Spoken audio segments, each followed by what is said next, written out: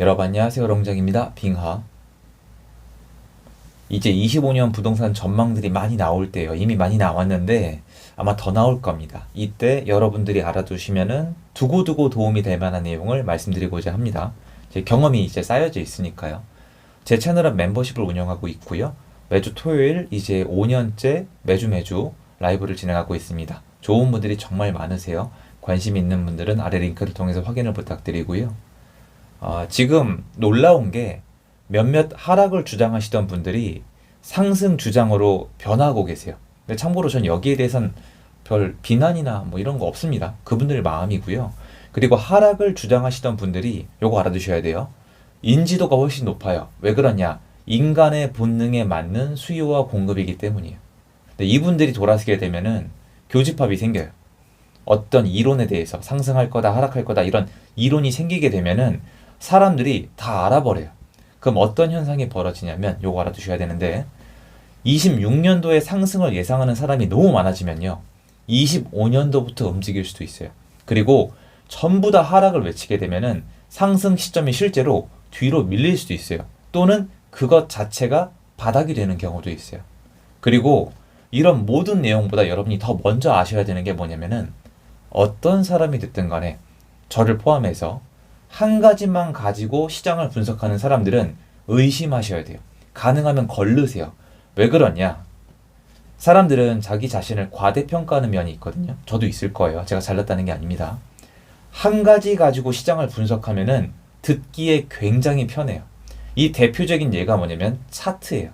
차트와 그래프만으로 미래를 전망하는 분들이 있는데 이분들이 주식이 됐든 코인이 됐든 부동산이 됐든 상승기에는 전부 다 맞는 것처럼 들려요. 예를 들어 드릴게요. 부동산 상승기에 이거 가지고 얘기하시는 분들 되게 많았어요. 대중교통 호재가 터지면 5번에 걸쳐 오른다. 또는 3번에 걸쳐 오른다. 이거 완전히 틀린 내용이에요. 자, 지금 8호선 남양주에 뚫렸습니다. 지금 뭐 어떻게 되고 있습니까? 자, 여러분 GTX 언제 뚫려요? 이미 뚫렸습니다. 반응 있어요? 없습니다. 이건 어떻게 설명할 거예요? 상승기 때는 어떤 이론이 다 맞게 들려요. 그래서 계속 만들어내고 이 이론이 곧 나고 이걸 추종해라. 이런 식이 되는데 절대 그렇게 하시면 안 됩니다. 부동산은 한 가지로 절대 결정되지 않아요. 정부 정책도 있고요. 유동성도 있고요.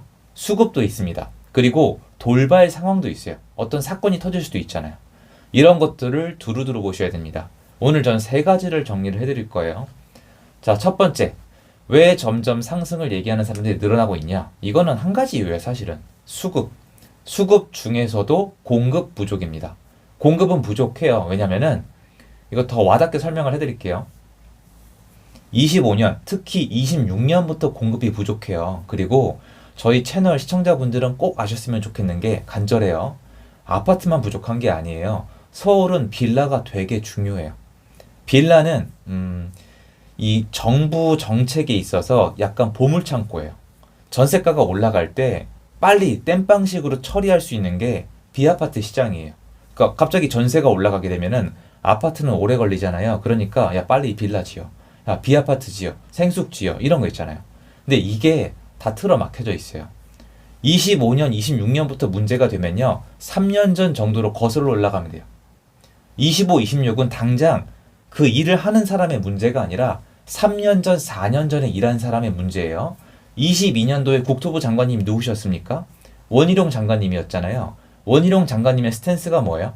전세 사기 처벌, 건설사 처벌, 규제, 처벌, 하락. 이것만 외치셨단 말이에요. 잘못했다, 잘못된 얘기 안 할게요. 다 지나간 일이니까. 그럼 이 원희룡 장관님이 주택 공급에 신경을 썼을까요? 안 썼다란 표현하시는 분들 계시잖아요. 부족해요. 부족합니다. 아예 하나도 신경 안 쓰셨다는 표현이 맞습니다. 그리고 이 제 주장은요. 앞으로 결과로 싹 다 나올 거예요. 자, 빌라 시장을 이 정도로 쑥대밭, 씨를 말리고 빌라 임대 사업자를 벌레, 쓰레기, 인간 이의 존재로 취급했던 시절은 역사적으로 없었습니다.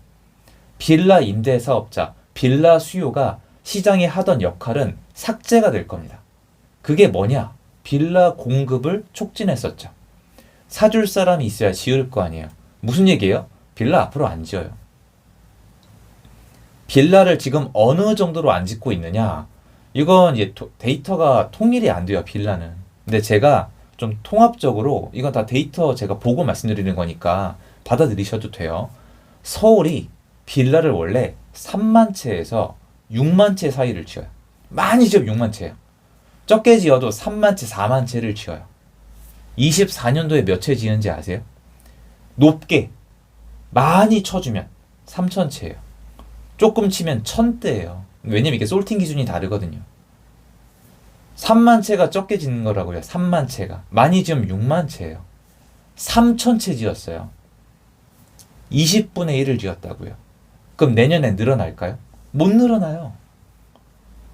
이거 사람들이 모르잖아요. 이거 이제 시장에 이 파동 일어나게 되면요. 시장 뒤집어져요. 빌라 시장을 이렇게 하면 안 돼요. 자, 빌라?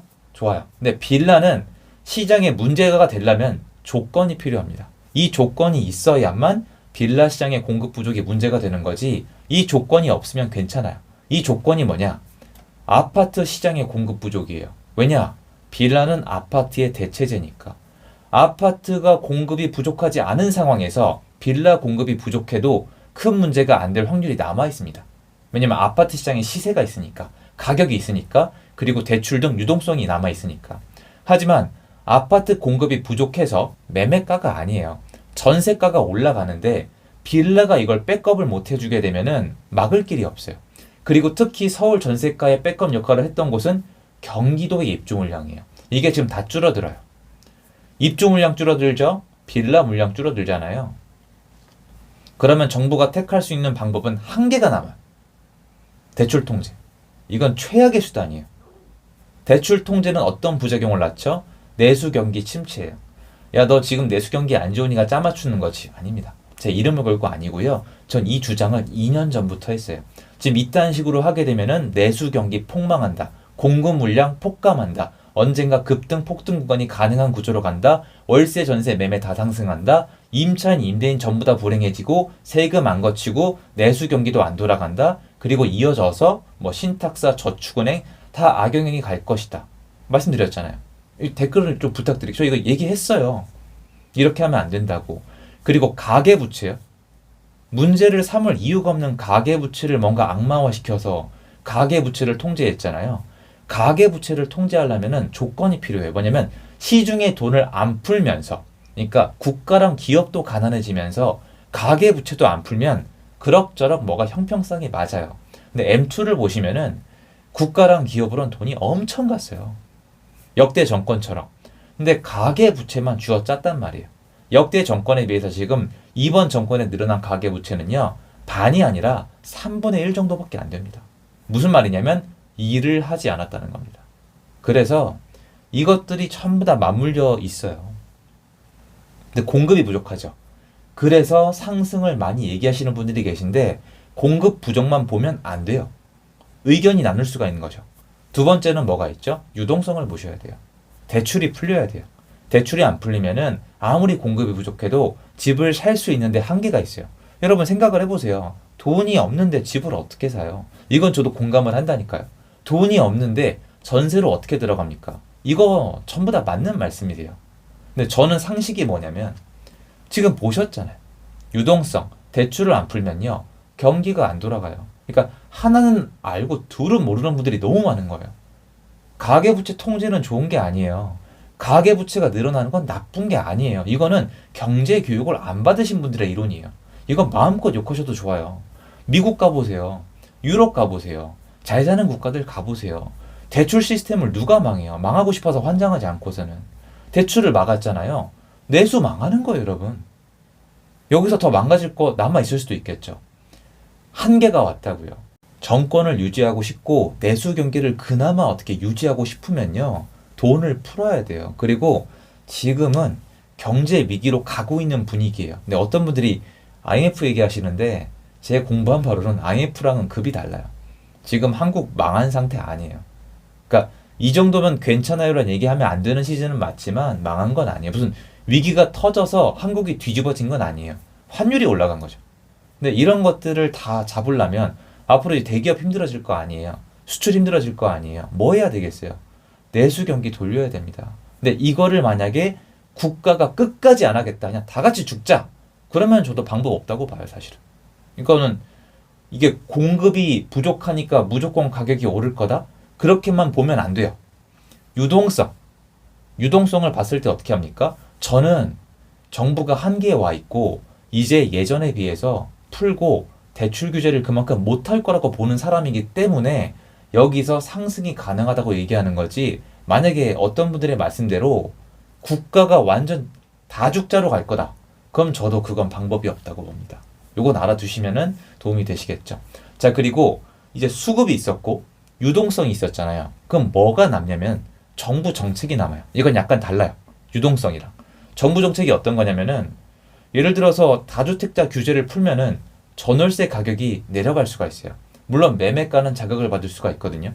하지만 여러분이 이번에 보셨겠지만 갱신권, 무한 청구권 있잖아요. 이런 게 나올 수가 있어요. 이거 지금 하다가 안 됐지만 또 하지 말란 법이 없거든요. 자, 이번에 예를 들어서 정권이 바뀌고 대통령까지 바뀌었다? 거대 야당이잖아요. 못할 것 같으세요? 해요.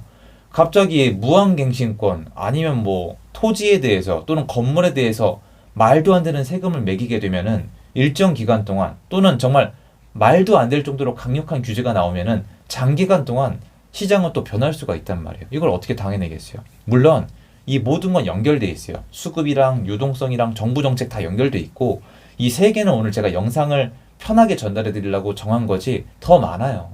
하나만 보면 안 되거든요. 그런데 지금 여러분이 어떤 채널을 갔는데 수급만 얘기한다, 그건 아니에요. 중요하지만 아니에요. 유동성도 봐야 돼요. 여러분 생각을 해보세요. 공급이 부족해요. 사람들이 집이 부족해요. 집을 구해야 되는데 경기가 안 좋고 대출을 싹 다 막았어요. 돈이 한 푼도 안 남아요, 사람들한테. 집 못 사요. 그럼 어떻게 하면 돼요? 뭐 고시원을 가든 부모님 댁으로 들어가든, 안 되면 외국처럼 밖에 나오는 거예요. 노숙자가 되는 거죠. 어쩔 수 없어요. 빈집이 있다고 들어가 살 수는 없어요. 법치국가잖아요. 근데 이게 국민들이 좋아할까요? 이거예요. 정부가 할 일을 안 하는 거죠. 지금 굉장히 안 좋잖아요. 그리고 이거랑 별도로 정부가 정책을 만들었어요. 법을 만들었는데 뭐 이상한 법들이 나오는 거예요. 그러니까 임차인이 거의 집주인, 아니면 뭐 세금이 집을 갖고 있으면 파산 수준. 그럼 부작용은 있겠지만 시장에 영향을 미친단 말이에요. 그러니까 이것들을 다 포괄해서 얘기해야 돼요. 그래서 지금 25년도 전망이 왜 쉽지가 않냐면, 갑자기 정권이 바뀔 수도 있다는 어떠한 그런 리스크나 가능성이 생겼단 말이에요. 없다가, 한동안 없다가 생겼잖아요. 이거 변수예요. 근데 무조건 수급만 보면 안 된다는 거죠. 그래서 한쪽 면만 보지 마시고 두루두루 보셔야 됩니다. 요거를 알고 나서 나오는 전망들을 보시면 여러분들이, 아, 저 사람은 수급만 얘기하네, 아, 저 사람은 유동성만 얘기하네, 아, 저 사람은 무조건 다 망한다고 얘기하네, 아, 저 사람은 정부 정책이 정권이 바뀔 거를 전망으로 하네, 아니, 이 사람들은 전망을 할 때 현재 정권 그대로 유지하는 조건이네, 이런 것들을 생각하시면은 훨씬 더 도움이 되실 겁니다. 그거 말씀드리고 싶어서 영상 준비해봤습니다. 감사드리고요. 좋은 하루 되세요.